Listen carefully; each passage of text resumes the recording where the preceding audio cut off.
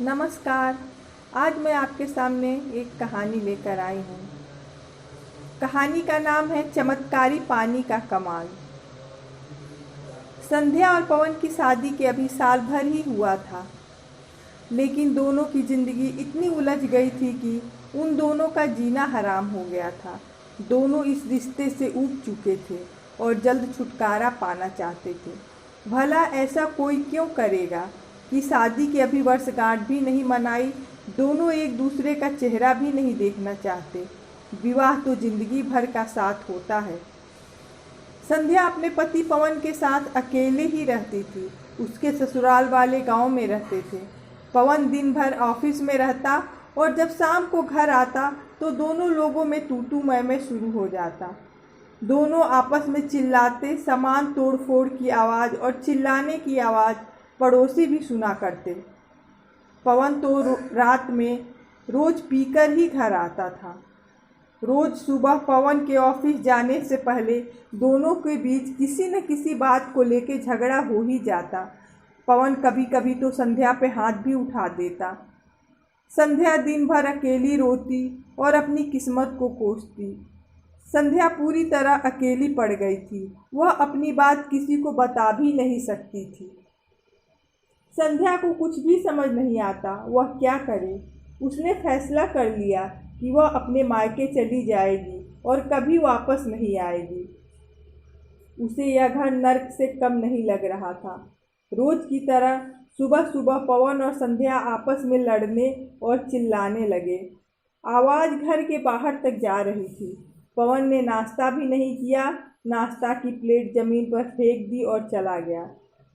संध्या दुखी होकर एक कोने में जाकर बैठ गई। तभी दरवाज़ा खटखटाने की आवाज़ आई। वह चौंक गई। कौन हो सकता है? दरवाज़ा खोलती है। सामने एक बुजुर्ग महिला खड़ी है जो पड़ोस में रहती है। सभी लोग उन्हें अम्मा जी कहकर बुलाते हैं। संध्या ने कहा, कैसे आना हुआ? अम्मा जी अंदर आइए। अम्मा जी संध्या के चेहरे पे नज़र डाला। संध्या की आंखें भीगी थी। अम्मा जी ने कहा, बुरा मत मानना बेटी, मैं तुम्हारे बगल वाले मकान में रहती हूँ। रोज रोज तुम्हारे घर से चिल्लाने की आवाज़ आती है। आज मैं अपने आप को रोक नहीं पाई आने से। बेटी, मैं तुम्हारी माँ जैसी हूँ। ये बताओ आखिर बात क्या हो गई? क्यों तुम लोग में विवाद होते रहता है? यह ठीक बात नहीं, ऐसे में जिंदगी कैसे चलेगी? संध्या रोते हुए कहती है, हमारे पति रोज शराब पीकर घर आते हैं और हम पर बेवजह चिल्लाते हैं। मैं कुछ कहती हूँ तो घर में तोड़ फोड़ करते हैं। मैंने फैसला कर लिया है, अब मुझे इनके साथ नहीं रहना। अम्मा जी कहती हैं, इतनी आसानी से हार नहीं माना जाता। ऐसा करोगी तो तुम दोनों की जिंदगी बर्बाद हो जाएगी। अम्मा जी को समझ आ गया कि परेशानी की असल वजह क्या है। उन्होंने संध्या को समझाते हुए कहा, देखो, मैं तुम्हारी मदद करना चाहती हूँ। मैं एक ऐसे आदमी को जानती हूँ जिसके चमत्कार से तुम्हारा घर टूटने से बच जाएगा और पवन भी धीरे धीरे शराब छोड़ देंगे। अब संध्या चौंक गई। सच में अम्मा जी, ऐसा हो सकता है? हाँ बेटी, भैरव बाबा के मंदिर के पीछे एक पहाड़ी है। उस पे एक संत रहते हैं जो बहुत ही अंतर्यामी हैं। सभी भक्तों की सुनते हैं। उनके द्वारा दिया गया चमत्कारी पानी से बड़ा संकट दूर होता है। मैं तुम्हें वह चमत्कारी पानी लाकर दूंगी। संध्या खुश हो गई। अम्मा जी कहती हैं, अब मैं कल आती हूँ उस पानी के साथ, और वह चली गई। दूसरे दिन पवन के ऑफिस जाने के बाद अम्मा जी आती हैं। उनके हाथ में एक कांच की बोतल रहती है और उसमें संत के द्वारा दिया हुआ पानी। संध्या बहुत खुश हो जाती है। उसे विश्वास हो जाता है कि अब उसकी ज़िंदगी ज़रूर बदल जाएगी। अम्मा जी ने कहा, बेटी, यह वो चमत्कारी पानी है। इसका उपयोग बड़ी सावधानी से करना। देखो, जब भी पवन घर आए तो तुम इस चमत्कारी पानी को अपने मुंह में डाल लेना। बहुत ज़रूरी हो तो हाँ और ना में ही जवाब देना या सर हिला देना। यह पानी तब तक रखना जब तक पवन सो न जाए। बाद में यह पानी थूक देना। यह कहकर अम्मा जी बड़ी हिफाजत के साथ पानी संध्या को सौंपकर चली जाती है। अब शाम को पवन घर आता है तो संध्या जल्दी से अम्मा जी का दिया हुआ चमत्कारी पानी मुंह में भर लेती है। अब पवन चिल्लाते हुए घर में प्रवेश करता है। अपनी गाड़ी की चाबी जूते इधर उधर फेंक कर बैठ जाता है। वह शराब भी पिया था। संध्या चाय लेकर आती है। पवन चाय एक घूंट पीकर चिल्लाता है, चाय है या जहर? संध्या चुप रहती है, कुछ नहीं बोलती। बोले भी तो कैसे? मुंह में चमत्कारी पानी जो था। खाना भी आधा अधूरा खाकर संध्या पे चिल्लाता है, खाना ठीक नहीं बना है। फिर भी संध्या कुछ नहीं बोलती।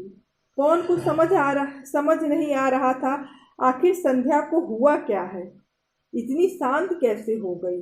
अगले सुबह पवन चिल्लाता है, उसके कपड़े अच्छे से प्रेस नहीं हैं। फिर भी संध्या कुछ जवाब में नहीं बोलती। बोले भी तो कैसे? संत जी का चमत्कारी पानी जो मुंह में रखी थी। अब संध्या रोज ऐसा ही करने लगी। पवन कुछ भी पूछता तो सर हिला देती। पवन को कुछ समझ नहीं आता आखिर संध्या इतना बदल कैसे गई। अब रोज ऐसा होने लगा। पवन भी अब चिल्लाना छोड़कर घर में शांति से रहने लगा। अब वह शराब भी पीकर नहीं आता। आखिर गुस्सा किस पे दिखाता? संध्या को तो फर्क ही नहीं चिल्लाने और ताने कसने का। अब वो चुपचाप बिना कमी निकाले खाना खाने लगा। ऐसे ही चलने लगा। अब घर में शांति रहने लगी। दोनों एक दूसरे की बात मानने लगे। दोनों कुछ ही दिनों में बिल्कुल बदल गए। नाश्ता करते हुए पवन ने संध्या से कहा, कल जल्दी तैयार हो जाना, संडे है, हम बाहर घूमने चलेंगे। संध्या ने धीरे से हामी भर दी। पवन ऑफिस चला गया। संध्या बहुत खुश थी क्योंकि पवन पहले से बिल्कुल बदल गया था। उसे संध्या का बनाया खाना भी अच्छा लगने लगा था। वह अब चिल्लाता भी नहीं था। यही तो संध्या चाहती थी। तभी दोनों का हाल जानने के लिए अम्मा जी आती हैं। संध्या के चेहरे पे मुस्कान देखकर अम्मा जी समझ जाती हैं कि पानी ने अपना कमाल दिखा दिया है। अम्मा जी संध्या से उसका हाल पूछती हैं। संध्या खुश होकर कहती है, आपने सही कहा था, सब कुछ बदल गया है। अब वे बिल्कुल हमसे नाराज़ नहीं होते और समय से खाना भी खाते हैं और हम लोग घूमने भी जा रहे हैं। संध्या ने अम्मा जी से कहा, आप मुझे वो चमत्कारी पानी और लाकर दे दीजिएगा क्योंकि वह खत्म होने वाला है। यह कहकर संध्या बोतल अम्मा जी को दे देती है। अम्मा जी जोर से हंसती हैं और कहती हैं, अरे वो कोई चमत्कारी पानी नहीं बल्कि हमारे घर के नल का पानी था। यह सुनकर संध्या के तो होश उड़ गए। ये क्या कह रही हैं आप? हाँ, मैं सच कह रही हूँ। तुम दोनों की विवाहित जीवन को बचाने के लिए मैंने ऐसा किया था। जब तुम मुंह में पानी रख लेती तो तुम्हारी चुप्पी से वह भी प्रभावित हुआ और शराब छोड़ दिया और तुम पे चिल्लाना बंद कर दिया। पवन को लगा कि वह गलत कर रहा है और तुम चुपचाप सब सह रही हो और तुमको लगा यह सब बाबा जी के चमत्कारी पानी की वजह से हुआ है। इस तरह तुम्हारी शादी टूटने से बच गई। बेटी, जीवन में हमेशा एक दूसरे के भावनाओं को समझो और उसका आदर करो, ना कि विरोध। चुप रहकर तुमने हमेशा के लिए पवन को जीत लिया है। तब संध्या को सब बात समझ आ गई। वह अम्मा जी को बहुत बहुत धन्यवाद दी और अम्मा जी को गले लगा लिया। दोस्तों, आपको ये कहानी कैसी लगी? अगर अच्छी लगी हो तो कहानी को शेयर करिएगा और हाँ, चैनल को सब्सक्राइब करिएगा।